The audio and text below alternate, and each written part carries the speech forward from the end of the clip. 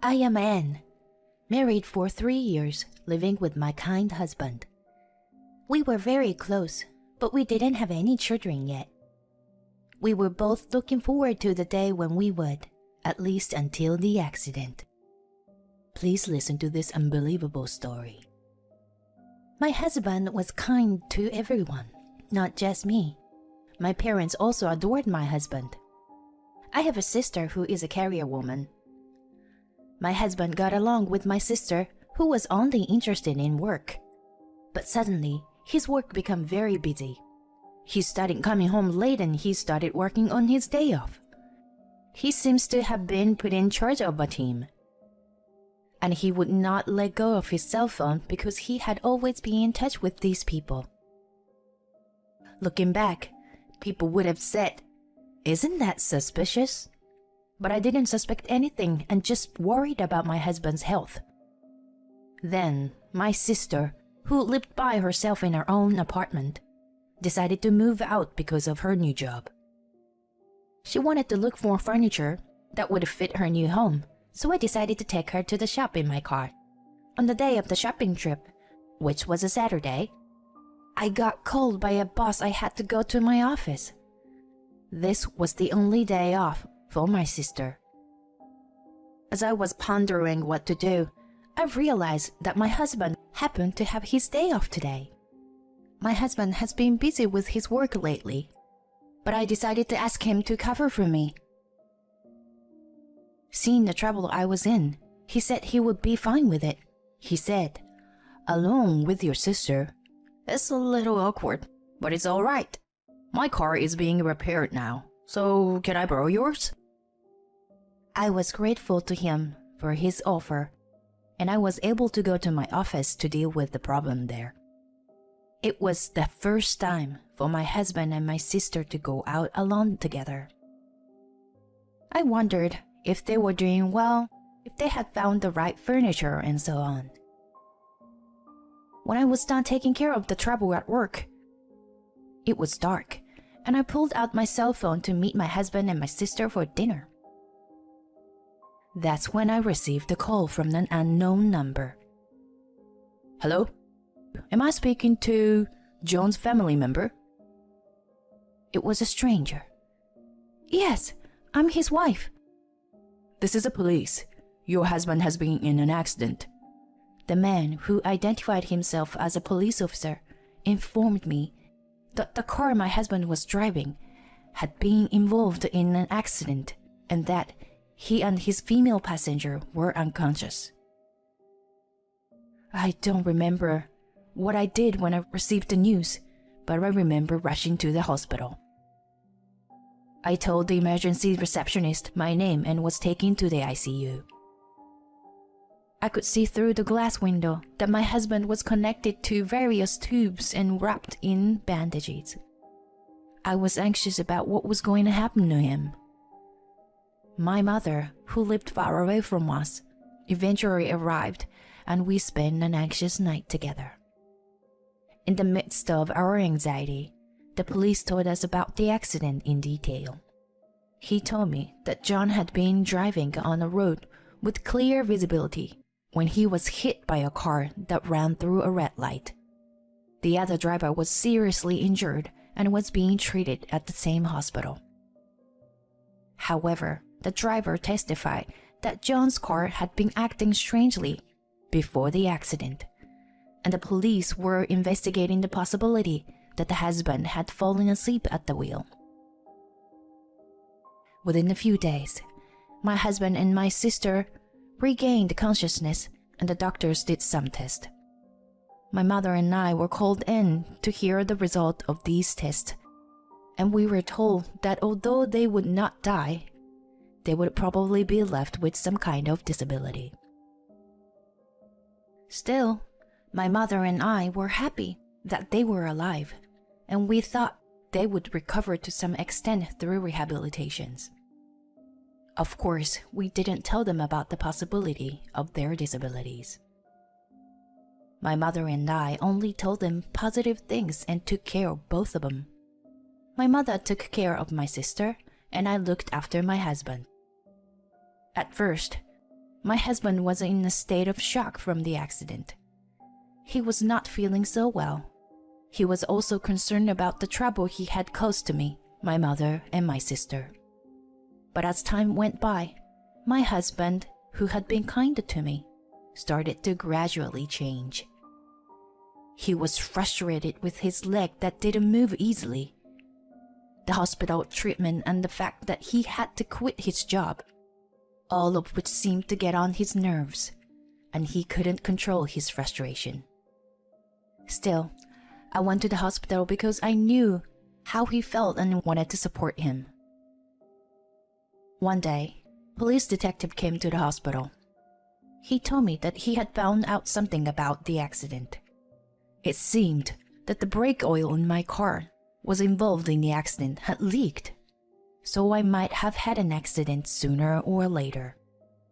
He said that might be the reason why the car was acting strangely before the accident. The woman who crashed into my car was also not doing well. Her mother came to apologize. It was the first time that I met her. Since then, I felt that my husband's attack on me increased. He was angry that I could move, while he couldn't. He also seemed annoyed that I was only at the hospital for a short time because of my work schedule. He consistently ordered me around and vented his anger on me when I didn't get what he wanted. He threw things at me, complained about his hospital room, and even complained when I went out to buy my own lunch. The demands were getting worse and worse. I certainly felt sorry for him, but I have to work to make ends meet. And there were many things I had to do, such as contacting the police and communicating with the hospital. I don't even have time to breathe. My husband's attitude was getting unbearable. I could see that I was being driven into the corner.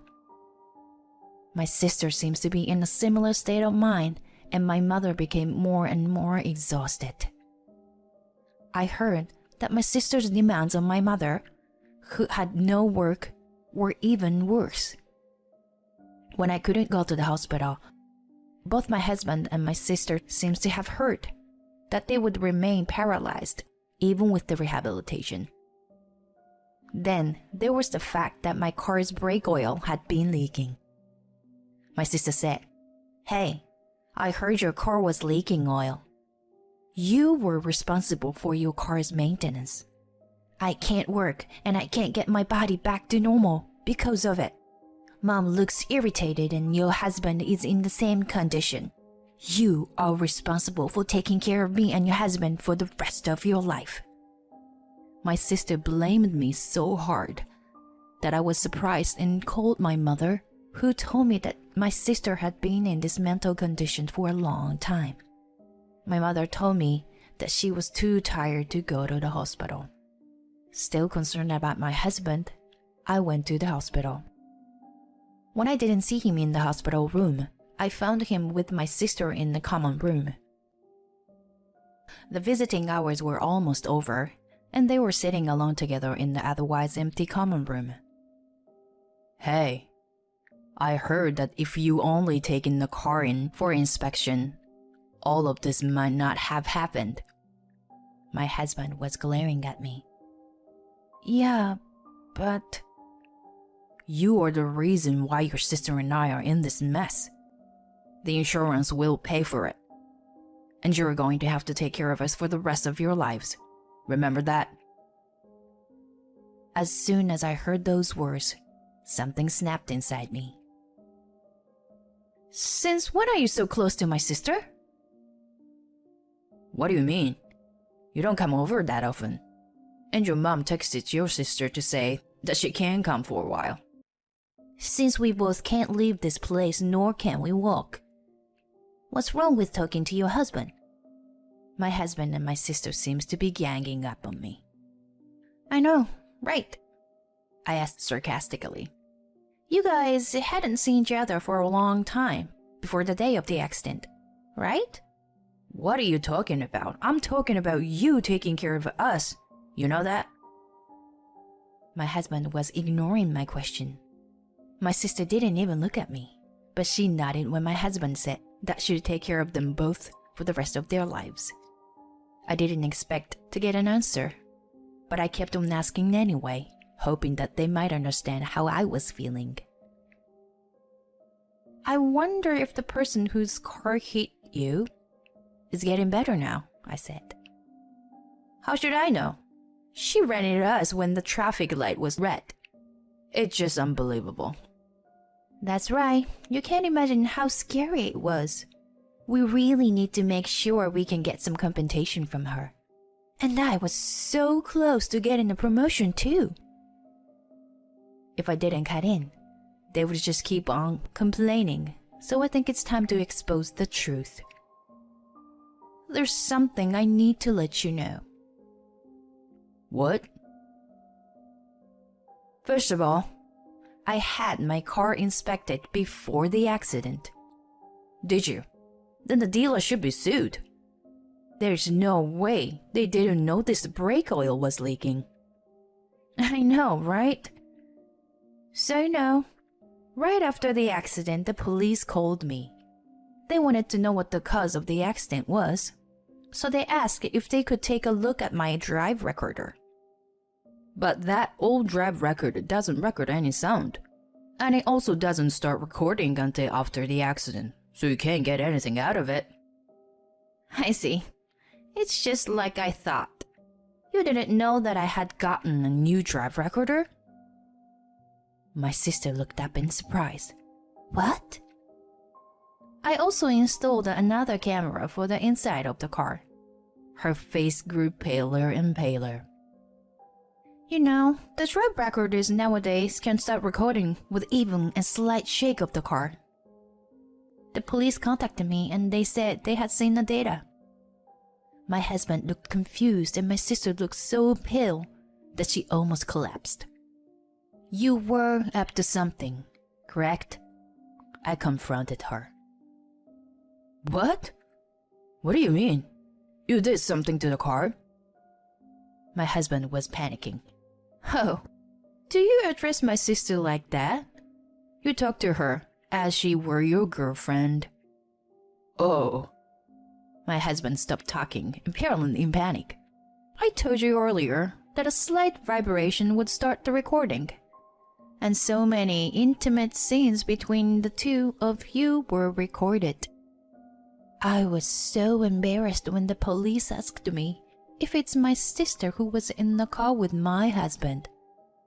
The blood drained from my husband's face. You guys had been having an affair all this time. You had been completely fooled. Not knowing what to do, my husband started blaming my sister. That Mary isn't the only one at fault here. At the moment, the mother of the woman who had crashed into my car came to the hospital room. I had asked her to come over.